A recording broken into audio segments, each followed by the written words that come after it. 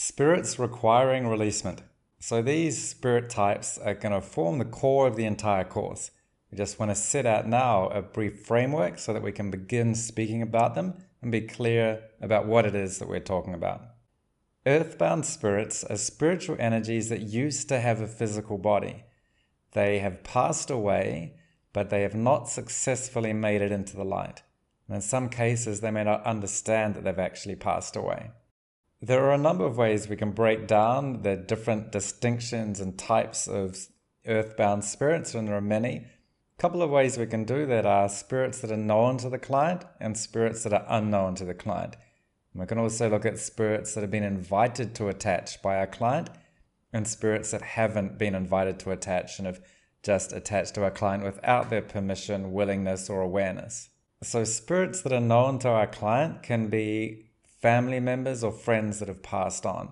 These spirits are the kind that some clients, some people will actually invite to attach. And these clients at that time may not realize the negative consequences that comes from inviting a spirit attachment or having one at all. They can drain resources. They can create an openness so that spirits that you don't invite to attach can come through that openness that you have as well. And by having a spirit attached to you and inviting them to attach to you, what you're doing is preventing them from moving into their own light, which is what they should be doing. Anytime you have any form of spirit attachment, you're going to have negative consequences, certainly in the long term, perhaps in the short term. So this is something some clients perhaps don't understand. They may even disagree with. It may require a little time for you to be able to persuade them that, using some of the car metaphors and pointing out some of the negative consequences that they've had. So they may feel there's a balance of negative and positive involved in it. So the initial part of our releasement process involves talking with the client and letting them know that good intentions are misplaced. Once we get to the level of talking with the spirit, we can do the same. So firstly, there must be a willingness to release the spirit. And this isn't always there, and that can often be the cause of the attachment in the first place. And if you're finding it difficult to convince somebody to release a spirit that they know that they invited, you can let them know that one of the consequences you're talking about is that they're opening a gate, and not just to spirits that they know and invite, but to spirits that they don't know and haven't invited and wouldn't invite if they knew what they were about. So spirits that are unknown to the client and uninvited are often opportunist spirits. They're there and they take advantage of a vulnerability, an openness, or a naivety of the client. These kind of spirits don't have particularly good intentions. They may consciously and purposely manipulate the client, understanding that that's to the detriment of the human that they're attached to. They're not their friend. They may just use them and trigger behaviors in our client to do things like alcohol, sex, drugs, so that the earthbound spirit can feed off that kind of energy and experience vicariously via the vessel of our client that is in this material world. So some earthbound spirits that are not invited or known can be just careless towards our client.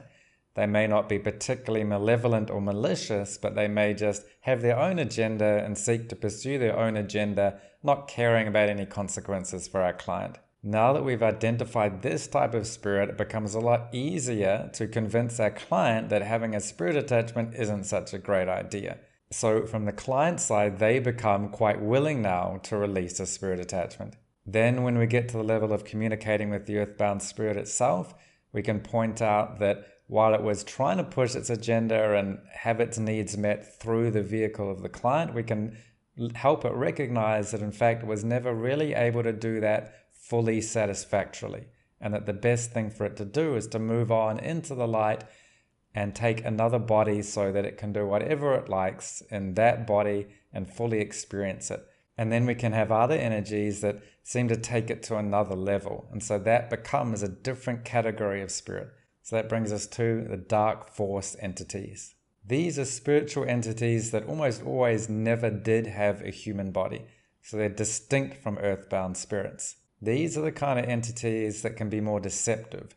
So it's possible they may have been invited to attach false pretenses where somebody thought they were an earthbound spirit. Sometimes they can be known to our client, because our client has dabbled in the occult or the dark arts in some way. And we'll go into details of how or why that works and how to undo it later. Just as dark force entities can deceive our clients, the dark force entities themselves have essentially been deceived by what they would call their own dark masters. So one of the keys to releasement that we're going to go through in detail later is to help the dark force entities realize that they have been deceived. And that key deception sort of feeds into the name. So as I'm introducing it now, dark force entities might sound a bit scary or foreboding or powerful as a force. But this is really mainly a naming convention. So we call them dark force entities, but we can almost put dark and force in quotation marks, because at their core, they're really not dark and they're really not a great force or a power. The reality of the dark force entities is at their core, they're light. The only darkness that exists is due to the deception that they've been told that they're dark. The only power that they have is to deceive others as they've been deceived. As we'll see, the ultimate truth is the light is the most powerful force.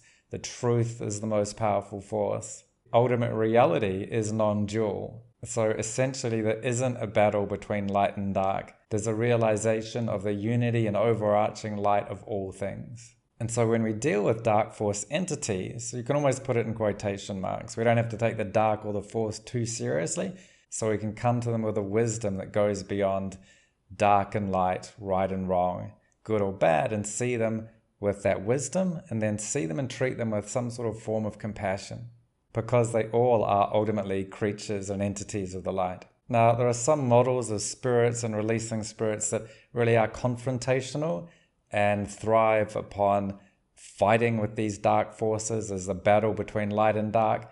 But to me, it's sort of more a transcendence of the concept itself of light versus dark. It's just light, and that's all there is. And so with that, it gives you a strong confidence that you can deal with whatever entities that are there. And so that's something that we're going to build on and go through in detail throughout the rest of the course. Extraterrestrials are beings from other worlds and dimensions. So they may have some sort of form of body that exists in the dimension or the universe that they're from. They show up in spirit releasement because they can also have a form of attachment to our client that we want to release. And typically there's a more like monitoring devices that can be connected to our client. They drain our client's energy and just generally be a violation of the rights of the human to have sole dominion over its body and spirit. Typically, these ETs are doing projects to monitor and gather data about humans. And so part of the releasement process involves communicating with the ETs and having them release whatever monitoring devices they have. I'm going to go in detail on this in a full section that comes right towards the end of the course.